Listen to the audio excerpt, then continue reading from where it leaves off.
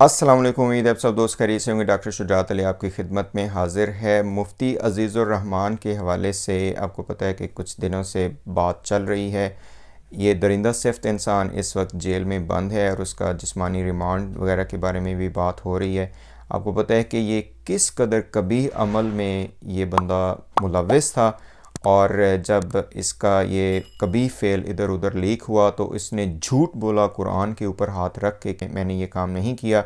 बाद में पुलिस के ज़रिए पकड़ा गया। जब पुलिस ने उसको पकड़ा तो फिर अपने जुर्म का एतराफ़ किया, और वो सारी बातें आपके सामने। जो सरदस्त बात मैं करना चाह रहा था वो ये है कि जनाब इंजीनियर मोहम्मद अली मिर्ज़ा साहब ने और आगा सैयद जवाद नकवी ने बेहतरीन और मैं कहता हूँ कि दलेराना किस्म का स्टैंस लिया है इस जलील के ख़िलाफ़। ज़ाहिर है इसमें एक तो हिकमत चाहिए और दूसरे नंबर पे साथ साथ एक बहादुरी भी चाहिए और एक दिल गुर्दा चाहिए, क्योंकि आपको पता है कि ये भेड़ों का एक छत्ता है। ये जितने भी मौलवी हजरात हैं इस कमाश के, ठीक है, जो उलमा सू हैं, देखें उलमा सारे बुरे नहीं हैं, कोई भी ऐसा नहीं कह रहा।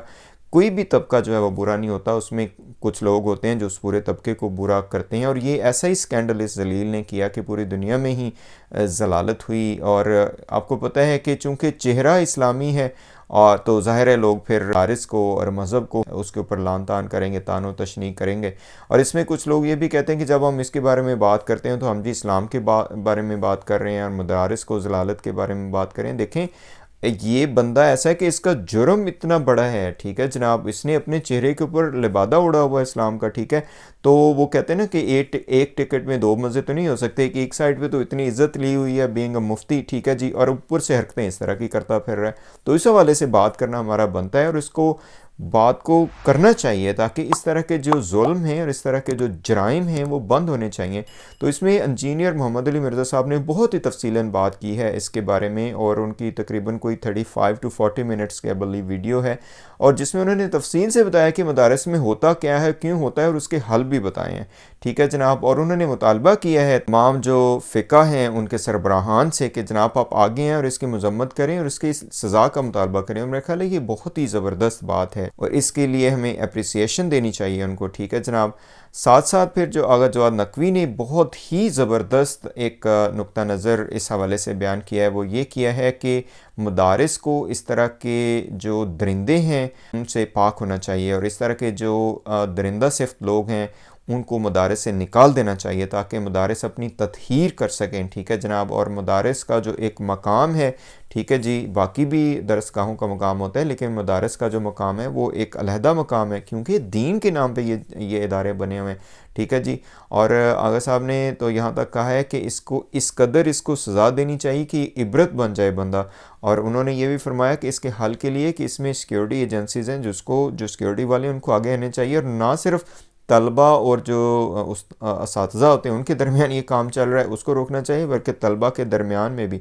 और देखें इसकी जो वजूहात हैं वो बहरहाल आपको सामने ही है कि माशरती तौर पे जो एक हिजान अंगेज़ी फैलाई जाती है वो भी है। अभी वज़ीर आज़म के ऊपर भी बहुत बड़ा लान तान हो रही है कि जनाब उन्होंने यूँ क्यों कह दिया कि औरतों को अपना बदन ढाँपना चाहिए। मुझे ये बताएं कि अगर औरतों के कपड़े कम करने से मसाइल हल हो जाते तो क्या यूरोप में मसाइल हल हो गए हैं सारे? क्या यूरोप में औरतों के कपड़े उतरने से क्या जराइम ख़त्म हो गए हैं? क्या ये सेक्सुअल असाल्ट ख़त्म हो गए हैं? क्या जनाब चोरी चकारी ख़त्म हो गई है? तो ऐसा नहीं है, हर मुआशरे के अपने अपने उसूल होते हैं, ठीक है जी। तो हमारे तो वो कहते हैं ना कि वो जो बुरका पहनी हुई ख़वातीन हैं उनको कोई नहीं छोड़ता, तो जो वैसे ही माशाल्लाह अपने आप को रिवीलिंग उसमें लिबास में लेके बाहर जाएंगी तो उनको कौन छोड़ेगा, ठीक है जी। तो यही तो हो रहा है। तो बहरहाल वज़ीर आज़म साहब की वो बात अच्छी थी। इस हवाले से जो आगा जवाद नकवी ने कहा है कि वो ये कि इसके तदारुक के लिए जो एक सही इस्लामी तरीक़ाकार है वो अपनाना चाहिए, और वो तरीक़ेकार मौजूद हैं, बस हम चूँकि रसूम और रवाज में इस कदर पड़े हुए कि इस तरफ तवज्जो नहीं देते, तो ज़ाहिर है कोई भी बंदा इस बारे में नहीं सोचता।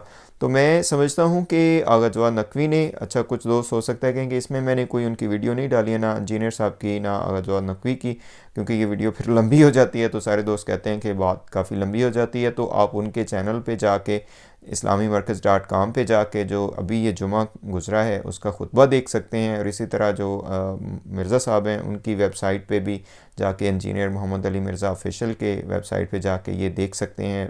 तफसीलन गुफ्तगू की और वाकई सुनने वाली है, और लॉजिक के ऊपर गुफ्तगू है, जज्बात में आके नहीं है कि जनाब ऐसे ही उठ के जनाब ऐसे अपनी वेंट आउट कर दें अपने आप को और बस दैट्स इट, ठीक है जी। तो इन दोनों शख्सियात का बहुत बहुत शुक्रिया। और वही मैं कहता हूँ कि हिकमत के साथ बात करनी चाहिए, जहाँ जहाँ पे अकीदत है वहाँ पे आपको बसीरत भी आपके पास होनी चाहिए। और ये वाकई बसीरत की बातें हैं जो उन्होंने की हैं।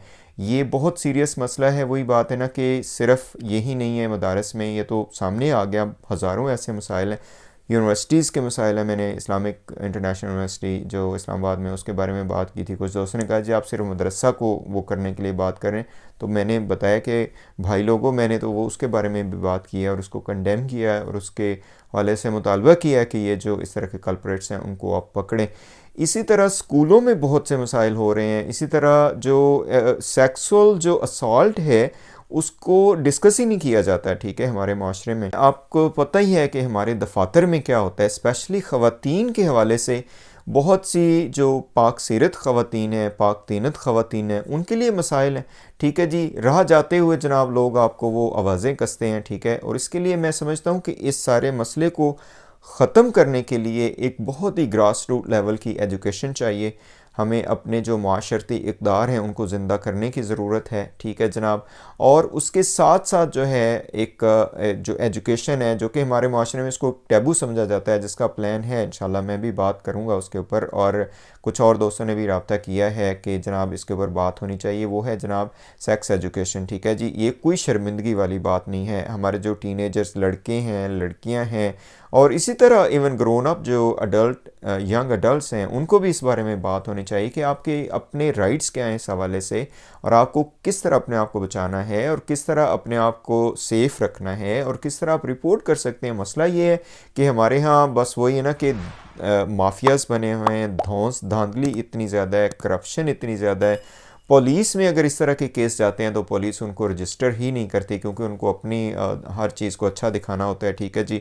अच्छा, जो ये रेप के केसेस होते हैं उनमें सज़ाएं नहीं मिलती हैं जनाब, ठीक है। तो वो आगा जवान नकवी भी यही फरमा रहे थे कि यही जो लिबरल्स हैं, जब इनको हम कहते हैं कि भाई इनको सज़ाएं दो, जो आप चीख रहे हैं, ठीक है जनाब, वो जैसे ही उनको बात करते हैं कि इनको सज़ाएं मिलनी चाहिए, वो उठ के जनाब कतवे लेके खड़े हो जाते हैं कि ये ह्यूमन राइट्स की खिलाफ वर्जी है। भाई ये कौन सी ह्यूमन राइट्स की खिलाफ वर्जी है?